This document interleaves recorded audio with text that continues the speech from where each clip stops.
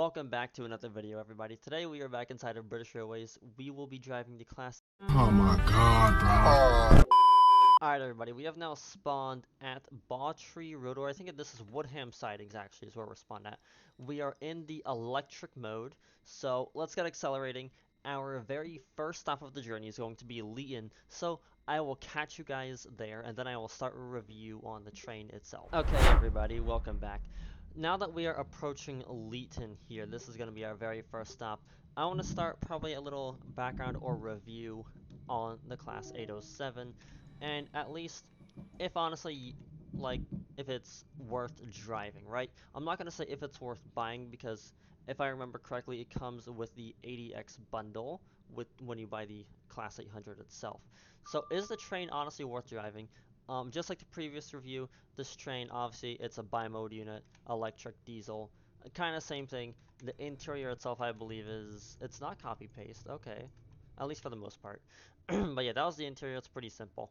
Horn, everything, all that wonderful stuff is the same. If you guys do want to watch the review on the Class 8 or the 80X series of trains, you guys can click right there in the top right corner. With all of that said, the 80X itself, or the 807, is operated by Avanti West Coast in real life.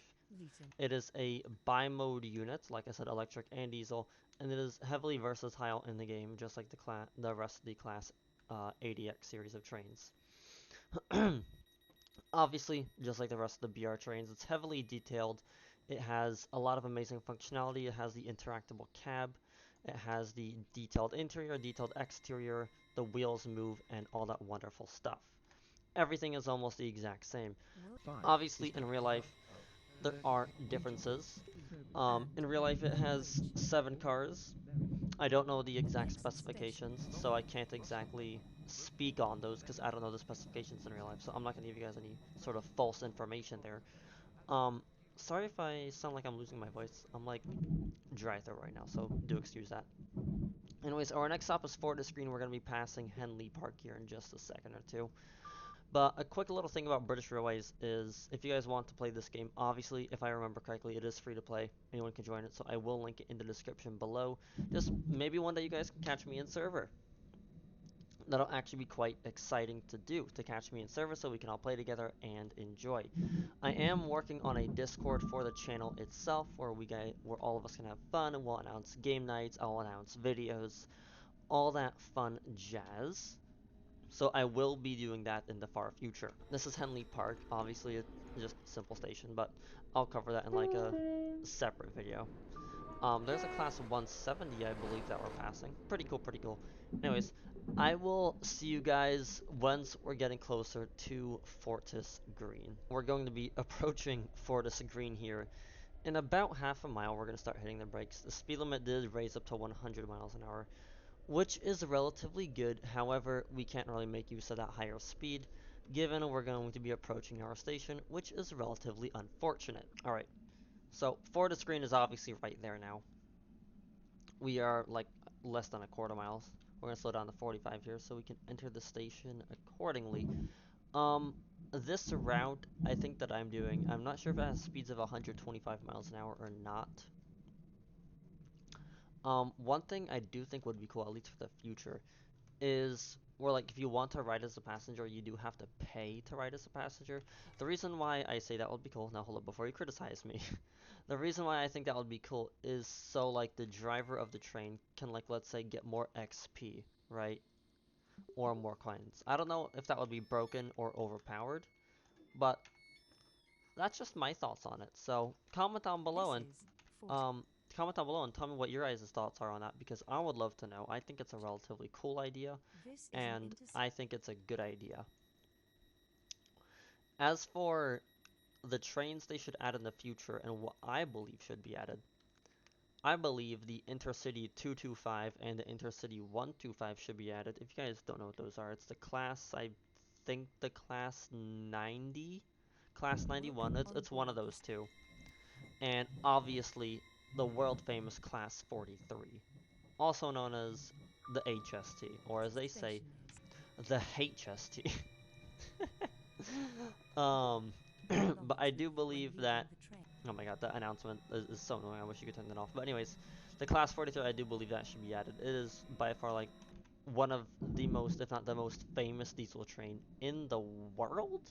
Like, a diesel train going 148 miles an hour is just wild. It's crazy. Who would have ever thought that? Like, a steam train, the Mullard A4 Pacific. Specific, oh my god, I can't even talk. The A4 Pacific. Who would have thought that a steam train would be going 126 miles an hour, let alone a diesel going 148? That is crazy. Like, who would have guessed? I wouldn't have guessed. That's wild. And honestly, it's a huge feat of engineering for a diesel to be going those speeds. That's mind-boggling. Obviously, its maximum operational speed was 125 before they're getting sent into retirement, but we are going to be passing Northcote here, and then our final stop is going to be Millbridge. We are, I believe, on time. I would like to say. I'm not 100% sure. I was a little bit delayed at the beginning, which is perfectly fine, so we're going to speed up here. We can go 5 miles an hour over the speed limit. So we are now a quarter mile from Northcote here, just a bit slowing down because the speed limit went down to 75. Excuse me, I was not paying attention. Obviously that's my fault, because I'm not paying attention.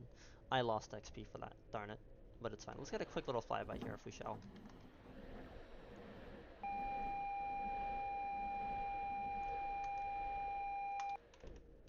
There we go, there's a quick little flyby.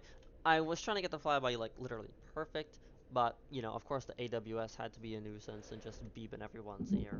So sorry for that. If I could turn that off by hitting Q in the free cam, I would, but Q in the free cam does this. It goes down. So yeah, there's that. What's in chat? How much money? Okay. We will shortly be arriving at Mill Bridge, where this train terminates. Please ensure you take all your personal belongings with you when leaving the train. Please mind the gap between the train and the platform edge. So obviously, as the announcement just said, we are at Millbridge Station. This video is a lot shorter than previous because it's a short route. I did state that the route itself will be short, and that is partially due to my voice just deciding to give up on me. I've had tons of water today, and I don't know what it is. I think I might need a cough drop.